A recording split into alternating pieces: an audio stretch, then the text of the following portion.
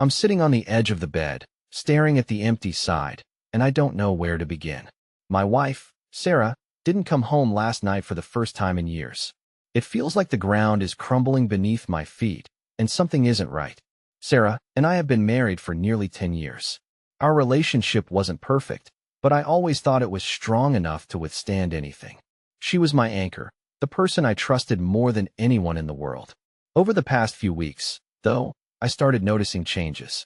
She seemed distracted all the time, glued to her phone in a way that wasn't like her. When I'd ask who she was texting, she'd brush me off, saying it was just her friends. Sometimes she'd laugh at a message, but when I asked what was so funny, she'd just say nothing important and change the subject. I didn't press her too hard because I didn't want to come across as controlling. Then, last night, she told me she was going to a new club with some friends. That was strange for her. Sarah had never been a fan of clubs. She always said they were loud, crowded, and full of drama she didn't need. When I asked her why she suddenly wanted to go, she smiled faintly and said, "I just feel like letting loose for a change. I need this, okay?" I didn't like it. Something about the way she said it made my stomach churn, but I didn't want to argue, so I nodded and told her to have fun, hoping I was just overthinking things. She left the house at 8 p.m., wearing a tight black dress I'd never seen before. She looked beautiful, stunning even, but it wasn't her usual style. Her makeup was heavier than she normally wore, and she seemed nervous. I told her she looked amazing, but she barely acknowledged it. "Thanks," she muttered, grabbing her purse and walking out the door without a second glance. At first, I tried to keep myself occupied. I watched TV, played some games on my phone, and waited for her to check in. But as the hours ticked by, I started to get restless. Midnight came and went. By 1 a.m., I was pacing the living room, checking my phone every few minutes for a text or call. Nothing. By 2 a.m., I called her. It went straight to voicemail. I sent her a few texts. "Hey, are you okay? When are you coming home? Sarah, please call me. I'm getting worried." No response. By 3 a.m., I was in full panic mode. I tried calling her again, but it was still going to voicemail. I thought about calling some of her friends, but I hesitated. What if she was just having a good time and forgot to check her phone? I didn't want to embarrass her or make it seem like I didn't trust her. By 4 a.m., I couldn't take it anymore. I called her best friend, Megan, thinking maybe she'd know what was going on. When Megan answered, her voice was groggy, like I'd woken her up. "Hey, sorry to call so late," I said. "Is Sarah with you?" Megan sounded confused. "Sarah? No, I haven't talked to her all week." What? My heart sank. Sarah had specifically said she was going out with Megan and some other friends. Was she lying? And if she was, why? I hung up with Megan and started driving. I went to the club she'd mentioned, hoping I'd find her car in the parking lot. It wasn't there. I went inside and asked the staff if they'd seen her. Nobody recognized the description I gave them. By sunrise, I felt like I was losing my mind. I called the police to report her missing, but they told me I had to wait 48 hours unless there was evidence of foul play. Then, around noon, I got a text from an unknown number. It said, "Stop looking for her. She's fine." My blood ran cold. I immediately tried calling the number, but it was disconnected. Who sent the message? How did they know I was looking for Sarah? And most importantly, what did they mean by "she's fine"? If she was fine, why hadn't she contacted me? Why hadn't she come home? I sat down on the couch, staring at my phone, and felt a wave of despair crash over me. Had she left me? Was this all planned, or was something more sinister at play? The message haunted me all afternoon. I stared at it over and over, hoping some hidden detail would jump out at me, but there was nothing. Just 5 simple words. Stop looking for her. She's fine. I felt paralyzed. If Sarah was truly fine, then why hadn't she come home? If someone else had sent the message, who were they and why were they contacting me? My mind raced with possibilities, none of them good. I spent the rest of the day trying to make sense of it. I combed through our shared bank account and credit card statements, looking for any unusual transactions. Nothing. Her phone location was turned off, and I had no way of tracking her. I even checked our home security cameras, but all they showed was her leaving the house at 8 p.m., as she'd said she would. By evening, I was desperate for answers. I called her parents, but they hadn't heard from her either. They were as worried as I was, though her mom's voice carried a hint of something else, disapproval. "Did you two fight?" she asked. Sarah's always been sensitive. Maybe she just needed some space. Space. That didn't feel right. If Sarah needed space, she could have told me. Disappearing like this, ignoring my calls, and sending cryptic messages through an unknown number. It wasn't her. Or at least it wasn't the Sarah I thought I knew. Then, at 7 p.m., I got another text from the same number. My hands were shaking as I opened it. It's better if you let go. Don't make this harder for her. My heart pounded as I reread the words. Were they talking about Sarah? And if so, why were they making it sound like she was leaving me? I wanted to scream, to punch something, but I forced myself to stay calm. I needed to think clearly if I was going to figure this out. I texted the number back. Who is this? Where is Sarah? If she's okay, have her call me. No response. I couldn't sit still any longer. I grabbed my keys and started driving. I didn't know where I was going, but I couldn't just stay in the house, staring at my phone and waiting for another cryptic message. I drove to every place I could think of, her favorite coffee shop, the park where we used to go on weekends, even the diner where we had our first date. Nothing. Finally, as night fell, I ended up back at the club she'd mentioned. This time, I wasn't leaving without answers. I walked up to the bartender and showed him a photo of Sarah. Are you sure you didn't see her last night? I asked, trying to keep the desperation out of my voice. He hesitated for a moment, then said, Actually, yeah, I think I did. She was with some guy, tall, dark hair, wearing a suit. They left together around midnight. My stomach dropped. Do you know where they went? I asked, my voice barely above a whisper. He shook his head. Sorry, man, I didn't see. I stumbled out of the club, my mind racing. Sarah had left with another man. A stranger? Or was he? Had she been seeing him behind my back? Was this why she'd been so distant lately? I drove home in a daze, my thoughts bouncing between anger, confusion, and heartbreak. When I got home, I noticed something I hadn't before, her closet. I opened it and realized that several of her favorite outfits were missing, along with a small suitcase we usually used for weekend trips. This wasn't just a one-night thing, she'd planned this. As I stood there, staring at the empty hangars, I felt a wave of emotions I couldn't control. Anger boiled in my chest, but beneath it was something worse, a deep, gnawing sadness. I had loved her, trusted her, and now felt like she'd ripped my heart out without a second thought.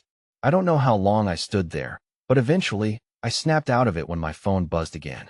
Another text. You'll thank her one day. She's doing this for both of you. For both of us. My blood ran cold. This wasn't just about Sarah. Someone else was involved, someone who thought they had the right to interfere in our lives. I sat down, staring at the message, and realized I wasn't just losing my wife. I was losing everything I thought I knew about her and about us. I couldn't sleep that night. Every time I closed my eyes, my mind conjured images of Sarah with that man. Who was he? How long had this been going on? And why did she think she could just walk out of my life like this, as if I meant nothing to her? By morning, I was running on nothing but coffee and adrenaline. I decided to call the police again, this time emphasizing the strange messages I'd received. I didn't care if they thought I was overreacting. I needed someone to take this seriously. When I explained everything to the officer on the phone, she seemed more concerned than I expected. Do you have the number that sent those messages? She asked. Yes, I said, relief washing over me. Finally, someone was taking this seriously. Send it to us, she said. We'll try to trace it, but I have to warn you, if your wife left voluntarily, there might not be much we can do. Voluntarily. That word hit me like a punch to the gut. The thought of Sarah choosing to leave, choosing someone else over me, was almost too much to bear. But I sent the number anyway, hoping they'd find something that could give me answers. While waiting for the police to get back to me, I decided to dig deeper myself. I started going through Sarah's social media accounts, looking for anything out of the ordinary. Most of her posts were innocuous. Pictures of our vacations, updates about work, the usual. But then I noticed something strange. A few weeks ago, she'd started posting more selfies than usual. In the comments, there was one name that kept appearing, Nick. I didn't recognize him, but he seemed to comment on almost every photo. Looking gorgeous, as always. Wow, stunning. That dress suits you perfectly. I clicked on his profile. His profile picture showed a tall man with dark hair, wearing a suit. My stomach churned. Was this the man from the club? His posts were mostly about his business, some kind of investment firm. But what caught my attention was a photo he posted 3 days ago. A picture of a fancy cocktail with the caption, celebrating a new chapter. A new chapter. My mind reeled. Was Sarah part of this new chapter? I couldn't stop myself. I sent him a message. Who are you and what do you know about Sarah? He didn't respond. Later that afternoon, the police called me back. We traced the number that sent those messages, the officer said. It was a disposable phone, purchased 2 days ago at a convenience store. There's no way to track who used it. Another dead end. That night, I went to bed feeling more lost than ever. But around midnight, I was jolted awake by a noise outside. I grabbed my phone and crept to the window. A car was parked at the end of the driveway, its headlights off. My heart raced as I watched the silhouette of someone sitting in the driver's seat. Were they watching me? I debated calling the police, but before I could make a decision, the car's engine roared to life, and it sped off into the night. I stood there, shaking, staring into the darkness. When I finally went back to bed, I couldn't shake the feeling that whoever was in that car wasn't just some random stranger. They were connected to Sarah, and they didn't want me to find her. The next morning, I couldn't shake the memory of that car sitting at the end of my driveway. Whoever it was, they weren't there by coincidence. Someone was watching me, and I needed to figure out why. I decided to drive back to the club one last time. Maybe I'd missed something. Maybe someone else had seen Sarah that night. When I arrived, the place was quiet. It wasn't open yet, but I spotted a staff member cleaning tables on the patio. "Excuse me," I said, approaching him with a picture of Sarah on my phone. "I was here yesterday, but I need to ask again. Are you sure you didn't see her?" He looked at the photo and frowned. "I'm not sure, man. We see a lot of people come through here, but—" He paused, squinting at the image. "But what?" I pressed. "There was this guy here that night, kind of pushy. He was asking the same question. If anyone had seen a woman who looked like this." My blood ran cold. "A guy? What did he look like?" "Tall, dark hair, wearing a suit. Same guy she left with, I think." The description matched Nick. It had to be him. But why would he be asking about Sarah if she'd left with him? Wouldn't he know exactly where she was? Unless she wasn't with him anymore. "Do you know where they went?" I asked, my voice shaking. The staff member shrugged. "Sorry, man. They left together, but I don't know where." That guy seemed intense, though. Something about him felt off. Off? Yeah, like he was trying too hard to act normal, you know? It was weird. I thanked him and walked back to my car, my mind racing. If Nick was looking for Sarah too, then something had gone wrong. Maybe she wasn't with him anymore. Maybe she was in danger. Back at home, I decided to confront Nick directly. I called the number listed on his social media profile, but it went straight to voicemail. Frustrated, I left a message. "Nick, this is Chris. I know you were with Sarah the other night. I need to talk to you. Call me back." I didn't expect a response, but an hour later, my phone buzzed. It was a text from Nick. "Chris, stop digging. You don't know what you're getting into." My hands trembled as I stared at the message. What did he mean? Was he threatening me, or was he warning me? I texted back. "What happened to Sarah? Where is she?" No response. That night, the feeling of being watched returned. Every creak in the house, every shadow outside the window, felt like someone lurking in the dark. Around midnight, I heard a faint noise, a knock at the back door. My heart pounded as I grabbed a flashlight and crept downstairs. When I opened the door, there was no one there, but lying on the doormat was an envelope with my name scrolled across the front. I opened it with shaking hands and pulled out a single sheet of paper. On it was a printed photo of Sarah. She was sitting in what looked like a hotel room, wearing the same black dress she'd left the house in. She wasn't smiling. In fact, she looked terrified. Beneath the photo were 3 words, "Stay out, Chris." I dropped the photo as my vision blurred with panic and anger. Sarah was alive, but she wasn't safe. Someone had her, and they didn't want me to find her. Whoever they were, they had made a mistake. They thought this would scare me off, but they didn't know me. I wasn't going to stop until I found Sarah and brought her home. I couldn't sleep after finding the photo. Every detail was burned into my mind. Sarah's terrified expression, the unfamiliar hotel room, and those 3 chilling words, "Stay out, Chris." Whoever sent this wanted to intimidate me, but all it did was fuel my determination. The first thing I did was analyze the photo. I spread it out on the kitchen table under a bright light, scanning every corner of the image. The room looked generic, like any budget hotel: beige walls, a simple desk, and a generic lamp in the background. But one detail stood out, a painting on the wall behind Sarah. It was a beach scene with palm trees. It wasn't much, but it was something. I started calling every hotel in the area, describing the painting and asking if it matched any of their rooms. Most of the responses were dismissive or confused. By the 5th call, I was beginning to lose hope. Then, on the 8th call, I got lucky. The receptionist paused when I described the painting. "That sounds like one of our rooms," she said. My heart raced. "Which hotel is this?" She hesitated. "Sir, may I ask why you're inquiring?" I couldn't tell her the full truth, so I lied. "I'm trying to surprise my wife. She stayed there recently, and I want to make it special when we come back." She seemed to buy it. "This is the Sunrise Inn. We're just off Route 17. I thanked her and hung up, immediately grabbing my keys. I drove to the Sunrise Inn, my mind spinning with possibilities. What if Sarah was still there? What if I was walking into a trap? When I arrived, I parked a block away and approached the building cautiously. The parking lot was half empty, and the neon sign buzzed faintly in the night. I stepped into the lobby, trying to look as casual as possible. The receptionist glanced up. She was young, maybe in her early 20s, and looked bored. "Can I help you?" she asked. I pulled up a photo of Sarah on my phone. "I'm looking for my wife. I think she might be staying here. Have you seen her?" Her eyes flicked to the photo, and for a brief moment, I thought I saw recognition, but then she shook her head. "Sorry, I haven't seen her." I didn't believe her. "Please," I said, lowering my voice. "I think she might be in trouble. If you know anything at all, just tell me." She hesitated, glancing over her shoulder toward a door marked "Staff Only." Then, in a hushed tone, she said, "There's a guy in room 214. He checked in 2 nights ago with a woman who looked kind of like her.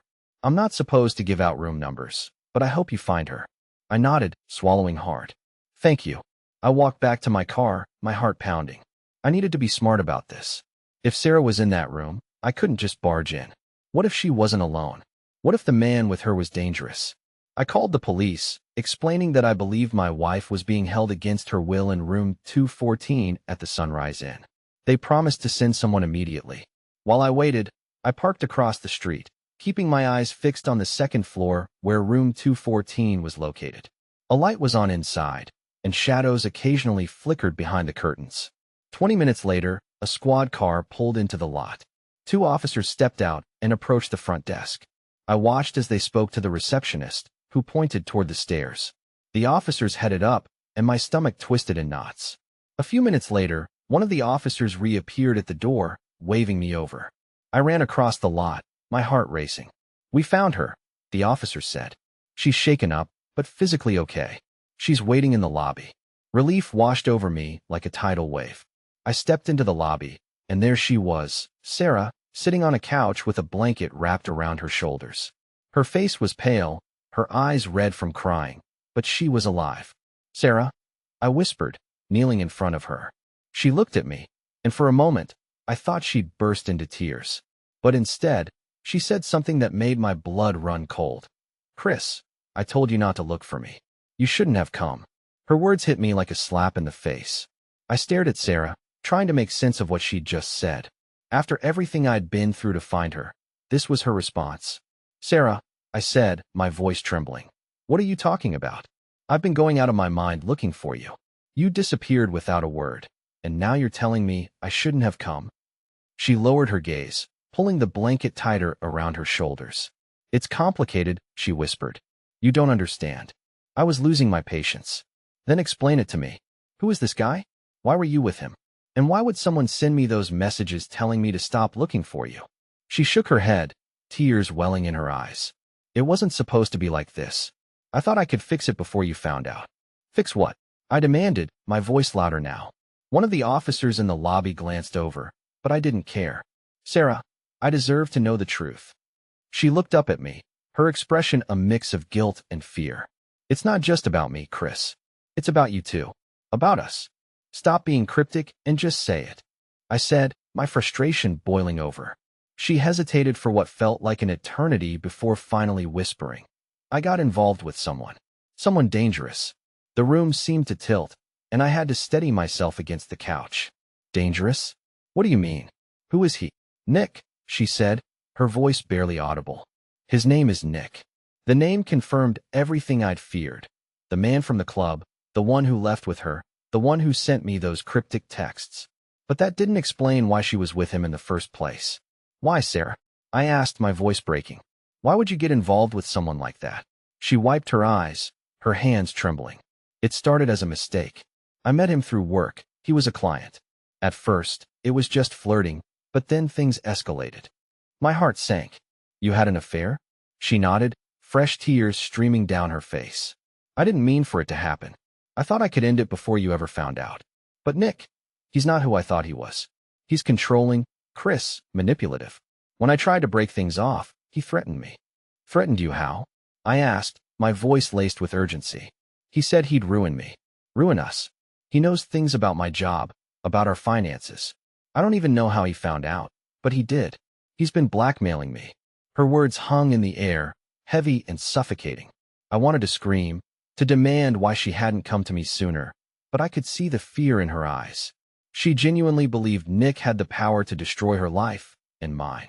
Why didn't you tell me? I finally asked, my voice softer now. I was scared, she said, and ashamed. I thought I could handle it on my own. But then he started showing up at the house, at work, everywhere. When I told him I couldn't see him anymore, he snapped. That's when he made me go to the club. He said if I didn't meet him there, he'd follow through on his threats. And the texts? The photo? I asked. He sent those to scare you, she said. He wanted you to back off. He said if you kept looking for me, things would get worse. I felt like the ground was shifting beneath me. This wasn't just a betrayal, it was a nightmare. My wife had been blackmailed, threatened, and dragged into a situation that put both of us at risk. Where is he now? I asked. I don't know, she said, shaking her head. After the police showed up, he disappeared. But he's not going to let this go, Chris. He doesn't just walk away. The weight of her words settled over me. This wasn't over. Nick wasn't going to let Sarah go, and now that I was involved, he'd likely come after me too. We're going to fix this, I said firmly. Together. No more secrets, no more lies. We'll figure out a way to stop him. Sarah looked at me, her eyes filled with doubt. You don't know what he's capable of. I don't care, I said. He messed with the wrong people. As we sat there, plotting our next move, I couldn't shake the feeling that Nick was already one step ahead. This wasn't just a battle for Sarah, it was a battle for our lives. The next morning, I woke up with a singular purpose, to end this nightmare once and for all. Sarah was still asleep on the couch, exhausted after everything she'd been through. I didn't want to wake her, but I knew we didn't have time to waste. Nick wasn't going to disappear just because the police had shown up at the hotel. I made coffee and sat at the kitchen table, going over everything Sarah had told me. Nick had her trapped, using blackmail to control her. He knew too much about our lives, which meant he'd been watching us for a long time. The thought sent chills down my spine. By the time Sarah woke up, I had a plan. We're going to the police again, I said firmly. This time, we're telling them everything. Her eyes widened. Chris, no? You don't understand. Nick has connections. He said he'd know if I went to the police. He's not bluffing. Sarah, we can't keep running scared, I said. The longer we let him control you, the worse this gets. We need to take the fight to him. She hesitated, then nodded reluctantly. Okay, but we have to be careful. We went to the police station together, and for the first time, Sarah told them everything. She explained how she met Nick, how he'd manipulated her, and how he'd escalated to blackmail and threats. The officers took it seriously, especially after we showed them the text messages and the photo he'd sent. They promised to investigate, but I could tell they were skeptical about how much they could do. Nick was careful, and without concrete proof of his crimes, it would be hard to bring him down. When we left the station, I could see the worry in Sarah's eyes. What if he finds out we went to the police? She asked. Then we'll be ready, I said, though I wasn't sure if I believed it. That evening, we decided to stay with Sarah's sister, Emily, for safety. Her house was in a different part of town, far from where Nick might expect us to be. Emily was shocked when we explained the situation, but she welcomed us in without hesitation. For a moment, it felt like we might actually have a chance to breathe, but that peace didn't last long. Around midnight, Sarah's phone buzzed. She looked at the screen and went pale. It's him, she whispered. I took the phone from her and answered. Nick, I said, my voice steady. What do you want? His laugh was cold and calculating. Chris, I warned you. You should have stayed out of this. You don't scare me, I said, though my heart was pounding. Maybe I don't, he replied. But Sarah does. Isn't that right, Sarah? I glanced at her, and the look of fear on her face made my blood boil. "This ends now," I said. "Whatever you think you have on us, it's over. The police know everything." Nick chuckled. "Do you really think the police can stop me? You're in over your head, Chris. But I'll give you one last chance. Walk away. Let Sarah handle this on her own. Otherwise, you'll regret it." Before I could respond, he hung up. I stared at the phone, seething. "He's trying to intimidate us," I said. "But it's not going to work." Sarah looked like she was on the verge of tears. "Chris, I don't want you to get hurt. Maybe he's right. Maybe I should handle this myself." "No," I said firmly. "We're in this together. He's not going to win." The next morning, I decided to take a more aggressive approach. I called a private investigator I knew from work, a guy named Greg, who specialized in tracking people down and digging up dirt. "I need everything you can find on a guy named Nick," I told him. "He's been blackmailing my wife." Greg didn't ask many questions.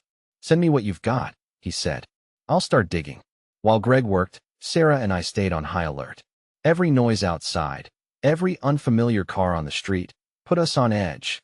We didn't know where Nick was or what he was planning, but we knew he wasn't going to back down. 2 days later, Greg called with an update. "This Nick guy isn't as untouchable as he thinks," he said.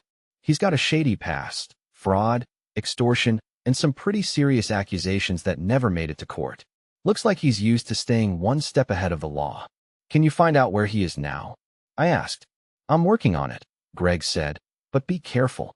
Guys like him don't play by the rules." That night, I got another call from Nick. This time, he wasn't laughing. "You've been digging," he said. "I don't like that." "Good," I said, "because I'm not stopping until you're done." He was silent for a moment, then said, "You have no idea what you've started, Chris. You think you're protecting Sarah, but you're putting her in even more danger. If you care about her, you'll stop this now." "You're the one who's going to stop," I said. "And when this is over, you're going to pay for everything you've done." Nick hung up without another word. As I put the phone down, I knew the confrontation was coming. Nick wasn't going to back off, and neither was I. This wasn't just about Sarah anymore. It was about standing up to someone who thought he could destroy our lives and proving him wrong. The tension in the air was suffocating. Every passing hour felt like we were standing on the edge of a cliff, waiting for Nick to make his next move. Sarah and I were doing everything we could to stay calm, but the weight of what was coming pressed down on us like a storm cloud. Greg called the next morning with the breakthrough I'd been waiting for. "I've got him," he said. "Nick's staying at a rental property on the outskirts of town. The place is quiet, out of the way, a perfect hideout." "Send me the address," I said immediately. Greg hesitated. "Chris, listen to me. Guys like Nick don't operate alone. If you're thinking about confronting him, you need to be smart. This could go sideways fast." "I'll be careful," I said, though I wasn't entirely sure how. All I knew was that this had to end. When I told Sarah what I planned to do, she looked terrified. "Chris, you can't go alone," she said. "You don't know what he's capable of." "I can't just sit here and wait for him to come after us," I replied. "I need to take control of this before it's too late." She didn't argue, but the fear in her eyes spoke volumes. That evening, as the sun dipped below the horizon, I drove to the address Greg had given me. The house was a small, nondescript property surrounded by trees. There were no other houses nearby, and the only car in the driveway was a sleek black sedan that I recognized from the club's parking lot. I parked my car down the road and approached the house on foot, my heart pounding with every step. The windows were dark, but a faint light glowed from behind the curtains in one of the rooms. I crept closer, keeping to the shadows, until I was standing just outside. Through a crack in the curtains, I could see Nick. He was sitting at a desk, talking on the phone. His expression was calm, almost smug, as if he had no idea how close I was. I pulled out my phone and snapped a photo of him, sending it to Greg with a text. "This is him. Let the police know." I was about to back away when I heard a voice behind me. Well, look who decided to pay me a visit." I froze, turning slowly. I saw Nick standing in the shadows, with a gun in his hand. "You just don't know when to quit, do you, Chris?" he said, his tone mocking. "Where's Sarah's leverage?" I demanded, forcing my voice to stay steady. "Whatever you're holding over her, it ends now." Nick chuckled. "You think you can just waltz in here and make demands? You're out of your depth, buddy." "Maybe," I said, taking a step closer, "but I'm not afraid of you." Nick's smirk faltered for a split second, but then he raised the gun, aiming it at my chest. "Brave words," he said, "but bravery doesn't count for much when you're dead." Before he could do anything, the sound of sirens pierced the night air. Nick's eyes darted toward the driveway, where flashing red and blue lights illuminated the scene. "You called the cops?" he spat, his expression twisting with anger. I didn't answer. The truth was, I hadn't expected the police to arrive so quickly, but I wasn't about to let Nick know that. He backed toward the house, his gun still trained on me. "This isn't over," he said, his voice cold. "You have no idea what you've started." Then he bolted. The police swarmed the property moments later, and I directed them toward the house. Nick tried to escape through the back, but he didn't get far. The officers tackled him to the ground and cuffed him as he screamed threats and obscenities. Watching him dragged away was a moment of pure relief. The investigation that followed uncovered everything: the blackmail, the threats, and the network of people Nick had manipulated over the years. Sarah's name was cleared, and the police assured us he wouldn't be able to hurt us again. In the days that followed, Sarah and I worked to rebuild the trust that had been shattered. It wasn't easy, and there were moments when I wondered if we'd ever truly recover. But one thing was certain: Nick was gone, and we had our lives back. For the first time in weeks, I felt like I could breathe again.